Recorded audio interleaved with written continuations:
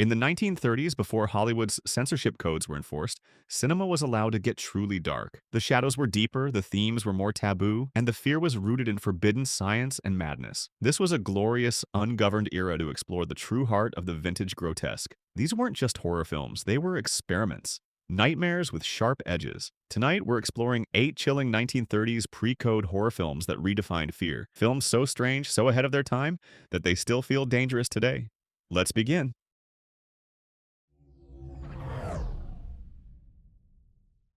Some films shock you. Freaks does something deeper. It unsettles the soul. Released in 1932 and directed by Todd Browning, Freaks remains one of the most controversial horror films ever made. Not because of blood or violence, but because Browning refused to hide the real people society tried to look away from. The story follows a tight-knit troupe of circus performers, people with dwarfism, conjoined twins, a human torso, and others born different. They live by a simple rule: if you hurt one of us, you hurt all of us. But that unity is threatened when a beautiful trapeze artist attempts to marry one of the circus performers for his wealth, only to be confronted by the grotesque solidarity of the freaks she once scorned.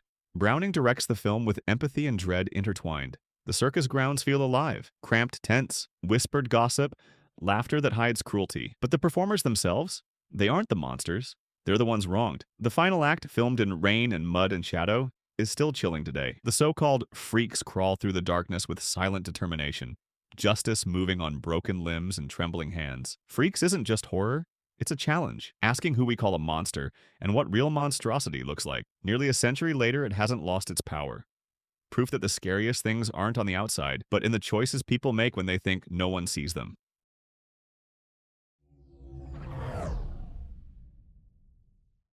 Released in 1934 and directed by Edgar G. Ulmer, The Black Cat is one of the most stylish, unsettling, and psychologically twisted films of the entire pre-code era. It's a collaboration between Boris Karloff and Bela Lugosi, but not the kind audiences expected. There are no capes, no castles, no cackling villains. This is something far more modern and far more disturbing. The story begins innocently enough. A newlywed couple traveling through Hungary becomes stranded during a storm. They're taken in by a charming but unnervingly calm architect named Hjalmar Pulzig, played by Karloff with a kind of icy, elegant malice. His house is a masterpiece of modernist design, but beneath the surface lies a dark, festering past. Betrayal, war crimes, black masses, and a personal history with Lugosi's vengeful Dr. Werdegas that feels too painful to speak aloud. Their cat-and-mouse dynamic isn't supernatural, it's psychological warfare. Ulmer shoots the film like a nightmare sculpted from marble. Stark light, long shadows, and a score that feels like a warning. Even today, Pulzig's basement scene is one of the most chilling moments in early horror, pre-code or otherwise. The Black Cat is less about the occult, and more about what guilt and obsession turn people into.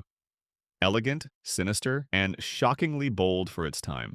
Proof that horror doesn't need monsters when the human mind is already a maze.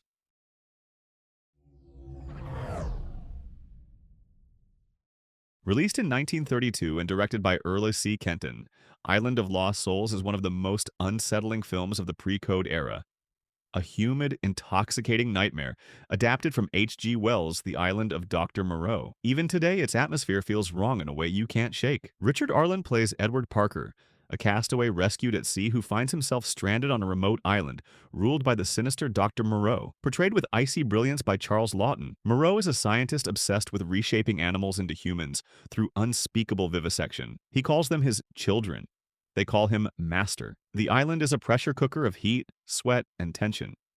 Creatures lurk just beyond the tree line, faces almost human, voices almost words, bodies caught in the agony of transformation. Moreau's House of Pain, where the surgeries take place, is never fully shown, but you hear it, you feel it. That's what makes it horrifying. And then there is Lota, the Panther Woman, beautiful, fragile, and heartbreaking. Her existence alone pushes the film into territory far too provocative for what censors would later allow. The true terror isn't the creatures, it's Moreau's confidence.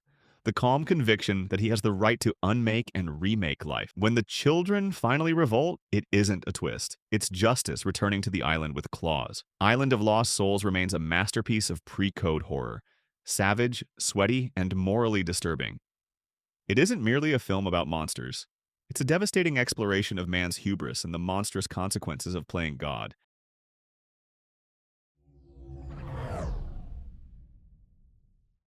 Some houses keep secrets. This one keeps the people who made them. Released in 1932 and directed by James Whale, The Old Dark House is the blueprint for an entire subgenre. The stormy night, strangers seek shelter, secrets in every room gothic horror. But nothing prepares you for how strange, funny, and genuinely unsettling Whale's version is. A group of travelers, stranded during a relentless storm, take refuge in the Femme family estate, a decaying mansion perched in the Welsh countryside like it's daring lightning to strike it. Inside, they meet the Femmes themselves, a gallery of eccentric, unpredictable figures played by Boris Karloff, Ernest Thesiger, and Eva Moore. Karloff's mute butler Morgan stalks the halls like a drunken gorilla, lumbering, dangerous, just waiting for the storm to give him an excuse to break something. Thesiger's horse Femme is all nervous tics and dry wit, warning the guests in that brittle voice. The house feels alive, doors creaking like sighs, candlelight flickering against endless hallways, shadows pooling in corners like they're listening. And then there's the final reveal upstairs, behind a locked door, where the real danger waits. One of the most quietly unnerving characters in early horror, Whale balances humor and dread with a master's touch. It's atmospheric, it's eccentric, and it's profoundly strange. A reminder that horror doesn't have to be deadly serious to be deeply unsettling. The Old Dark House isn't just a classic, and it's more than a haunted house story. It's a chilling examination of how isolation, eccentricity, and hidden horrors can transform a home into something much darker.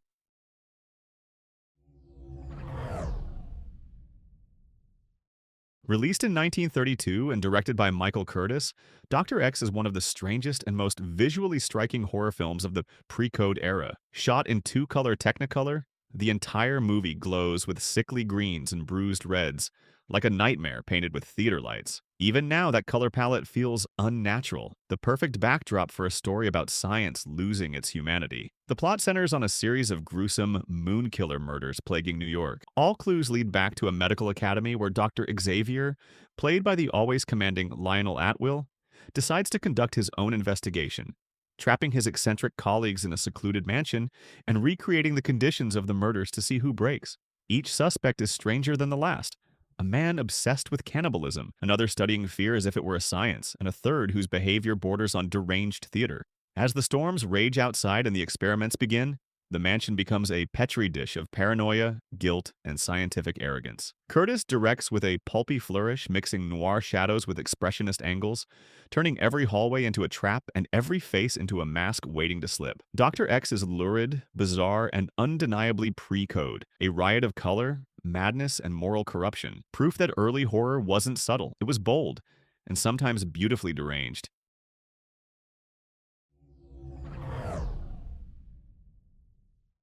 Some villains stalk the night. This one owns the jungle. Released in 1933 and directed by A. Edward Sutherland, Murders in the Zoo is one of the most ruthless and brutal horror films of the pre-code era. It isn't supernatural, it isn't stylized. It's human cruelty in its purest, most sadistic form, and that's what makes it terrifying. Lionel Atwill stars as Eric Gorman, a wealthy zoologist with a charming smile and a soul made entirely of venom. He collects rare animals with obsessive pride, snakes, leopards, crocodiles. But the most dangerous creature in his care is himself. When he suspects his wife of infidelity, he doesn't raise his voice or argue or beg. He punishes, wickedly, inventively. The film's opening scene alone, involving a man bound and tossed into the wild, is so shocking it pushed the limits of what 1930s audiences could handle, and it only escalates from there. Gorman uses his animals as weapons, staging accidents that feel more like sacrifices, each kill delivered with chilling precision. The zoo becomes a terrifying maze, cages rattling in the dark, eyes glowing between bars, the thin metal line separating predator and prey suddenly feeling far too flimsy. Atwill's performance is the spine of the film, cold, elegant, and monstrous. You believe he's capable of every terrible thing he does and worse. Murders in the Zoo is pre-code horror at its most vicious. A story not about beasts, but about the man who walks among them and makes them look tame. It reminds us that the most dangerous predators are not always behind bars. Sometimes they wear a human face.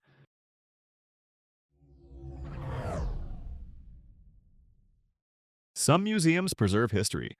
Others preserve something far more disturbing. Released in 1933 and directed by Michael Curtis, Mystery of the Wax Museum is one of the crown jewels of pre-code horror. A lurid, expressionistic thriller pulsing with strange color, strange shadows, and even stranger secrets. Shot in two-color Technicolor, everything looks faintly sick, like beauty gone slightly wrong. Pink flesh tones fade into greenish shadows, and every wax figure glows just a little too much, like they're waiting for you to blink. Lionel Atwill stars as Ivan Igor, a brilliant sculptor whose wax masterpieces are destroyed in a fire that leaves him horribly disfigured. Years later, he reopens a new museum, grander, darker, filled with figures so lifelike they seem ready to exhale. When corpses begin disappearing from the morgue and showing up as wax exhibits, a sharp-tongued reporter, played by Fay Wray, starts pulling at threads Igor desperately needs to keep buried. Curtis directs the film like a fever dream wrapped in Art Deco glass. Long corridors ripple with colored light, and the shadows behind every statue feel too deep, too warm, as if someone is breathing inside. The final reveal of Igor's true face, molten and tragic, remains one of early horror's most memorable moments. Shocking, theatrical, and unforgettable. Mystery of the Wax Museum is a masterpiece of early horror, pre-code perversity, visual innovation, and psychological dread, leaving you to wonder, when does art become a horror all its own?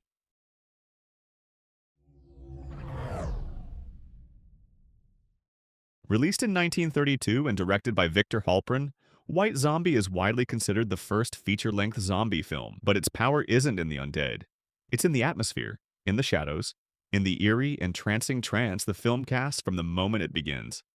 Bela Lugosi stars as Murder Legendre, a name that tells you everything and nothing. With his dagger-like beard, piercing eyes, and unnerving calm, Lugosi delivers one of the most quietly sinister performances of his career. Murder controls a sugar mill in Haiti staffed by zombies, not flesh-eaters, but empty bodies robbed of will, moving like puppets under his command. When a newlywed woman is brought to him by a jealous admirer desperate for her affection, Murder agrees to help by turning her into one of his living dead servants. But as the spell twists and rots, the man realizes too late that he's chained himself to someone far more dangerous than he ever imagined. The film plays like a waking dream. Everything feels slightly unreal, as if the world itself has been enchanted. And beneath it all lies the real horror. Not the zombies, but the idea of losing your agency, of being alive, awake, and completely powerless. White Zombie is a strange, atmospheric, and unforgettable nightmarish exploration of power, control, and the fragility of the human soul, making it one of the most iconic and unsettling horror films of the pre-code era.